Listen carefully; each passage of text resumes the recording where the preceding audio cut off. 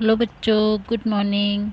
अभी तक हम लोगों ने पढ़ा था वर्ण विचार में वर्ण के भेद। उसके बाद हमने पढ़ा था वर्ण विन्यास, वर्ण संयोजन और वर्ण के उच्चारण स्थान। अब हम पढ़ेंगे मात्रा। क्या पढ़ेंगे?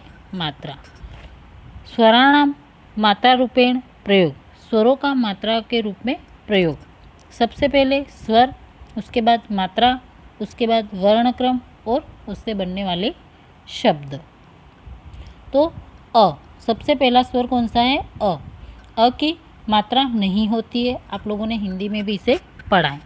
वर्णक्रम, अब इसको जोड़ेंगे हम। एक शब्द है जिसमें कौन कौन से वर्ण हैं। तो पवन में कौन कौन से वर्ण हैं? प प्लस अ प्लस व प्लस अ प्लस न प्लस अ, पवन। आ की मात्रा प प्लस आ प्लस ल प्लस आ, पाला। ई की मात्रा ग प्लस ई प्लस र प्लस ई, गिरी। बड़ी की मात्रा बड़ी की मात्रा म प्लस ई प्लस ठ प्लस ई, मीठी। ऊ की मात्रा प प्लस उ प्लस र प्लस ओ, पुरु। बड़े ऊ की मात्रा च प्लस उ प्लस ल प्लस आ, चूल्हा। री की मात्रा ग प्लस री प्लस ह प्लस अ, ग्रह। री की मात्रा प प्लस ई प्लस त प्लस र प्लस री प्लस ण प्लस आ प्लस म, पित्राणम। क्या होगा? पित्राणम। आगे है आपके एक ली की मात्रा। किसकी मात्रा है? ली की मात्रा। इसमें है ली भ प्लस ली भ्र। ए की मात्रा क प्लस ए प्लस ल प्लस आ, केला।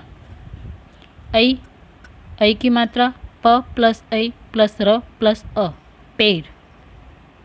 ओ की मात्रा ज प्लस ओ प्लस र प्लस अ, जोर।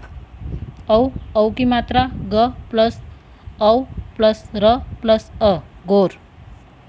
अम की मात्रा म प्लस अ प्लस ग प्लस अ प्लस र प्लस अ, मंगल। अह की मात्रा प प्लस र प्लस आ प्लस त प्लस अह, प्रातः। है ना?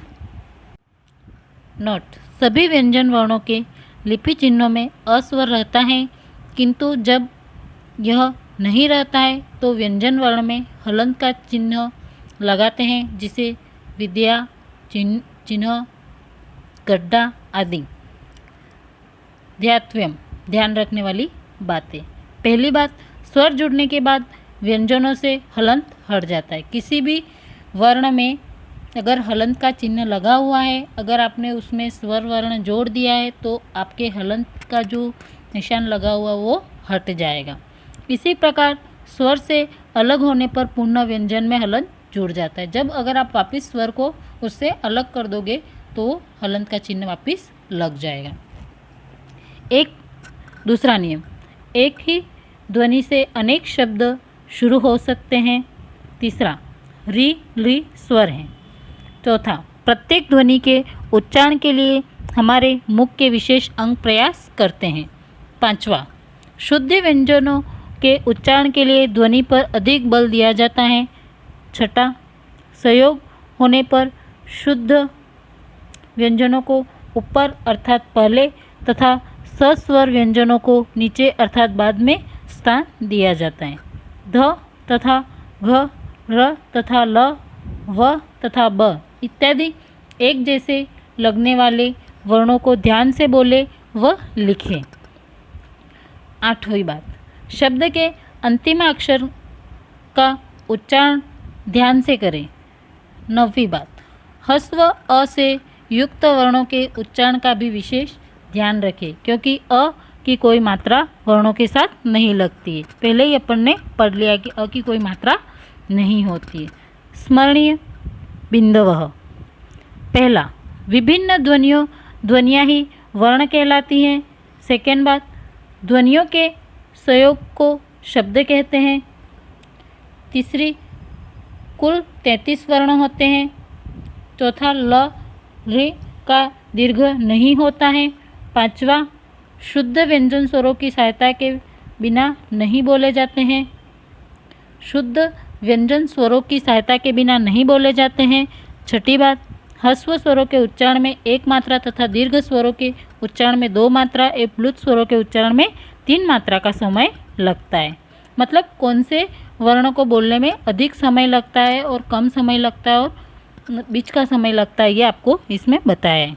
2 स्वरों के मिलने से संयुक्त स्वर बनते हैं। 8वीं बात, अनुस्वार अम तथा विसर्ग ह स्वरों के बाद लगते हैं। इनका उच्चारण व प्रयोग स्वतंत्र रूप से नहीं होता है। 9वीं बात, जब भी वर्ण विन्यास किया जाए विसर्ग को लिखते समय अंतिम स्वर के बाद ही लिखा जाएगा। ये आपने अभी तक जो पढ़ा उसमें सीखने योग्य बातें थी। अब आपको क्वेश्चन आंसर जो करने हैं वो मैं आपकी बुक में आपको राइट का निशान करके PDF भेजूंगी, उससे आपको करने हैं।